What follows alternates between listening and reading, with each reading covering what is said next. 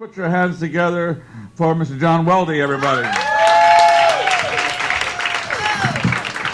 Thank you, Rick. Let's have a big round of applause here, guys. Let's hear it. Well, hello, everybody.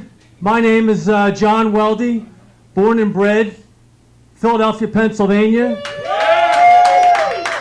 Trying to make a living in New York City and not doing too well, but we'll get there.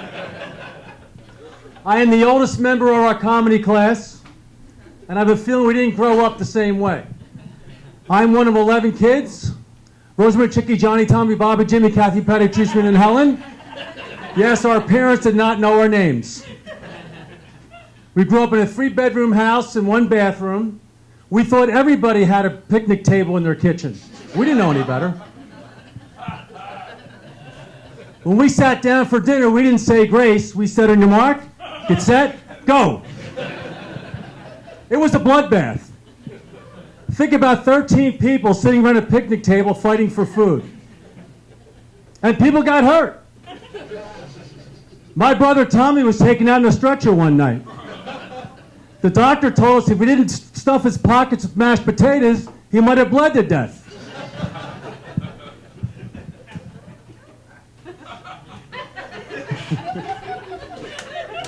Sorry, guys.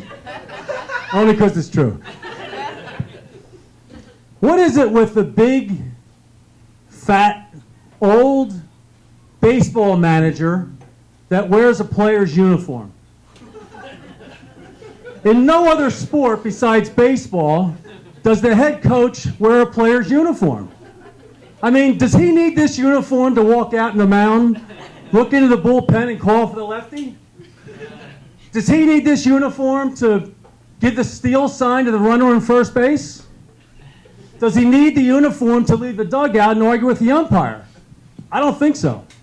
In other professional sports, like in the NBA and the NFL, they call his position head coach, not manager. But maybe as manager, he has other responsibilities.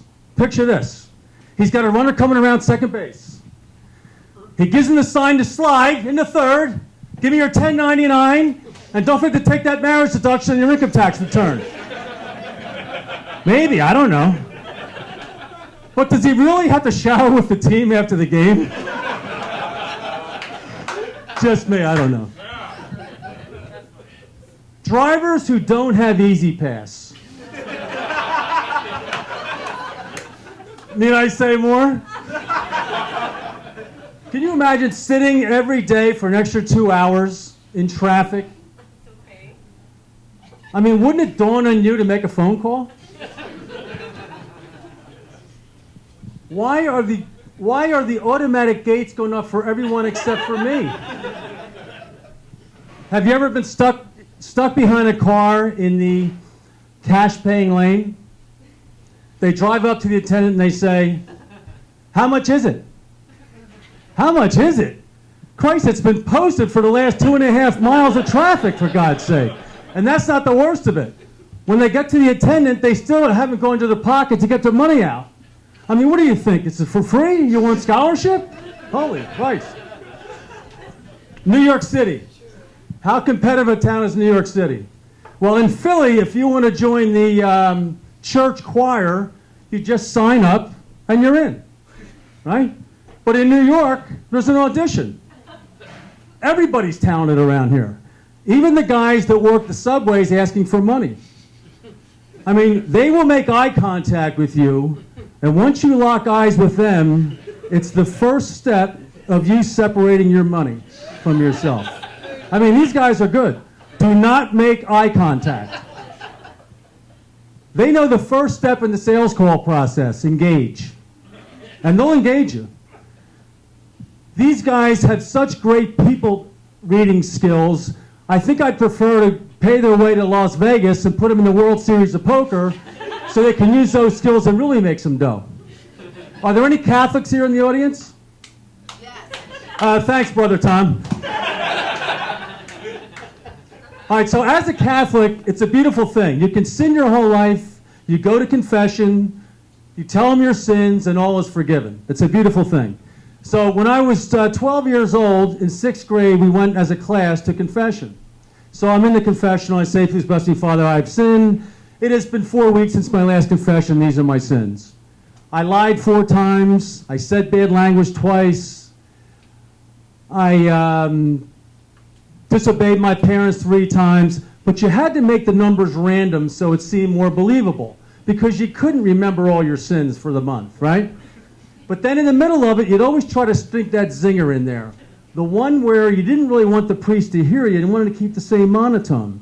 So this one day I said I had an inappropriate relationship with a female classmate.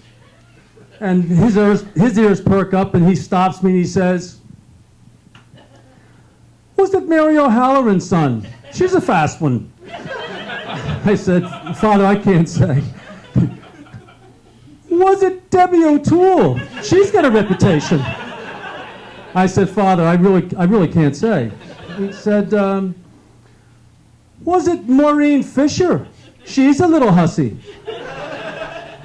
I said, "Father, please, I really can't say." So he says, "Okay, son, for your penance, say 1 Our Father and 2 Hail Marys." So I go back to my pew and I sit down and a friend of mine says, "What did he give you?" I said, 1 Our Father, 2 Hail Marys, and 3 great leads. Have a great day.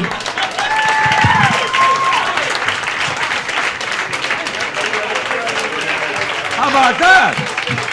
John Welde!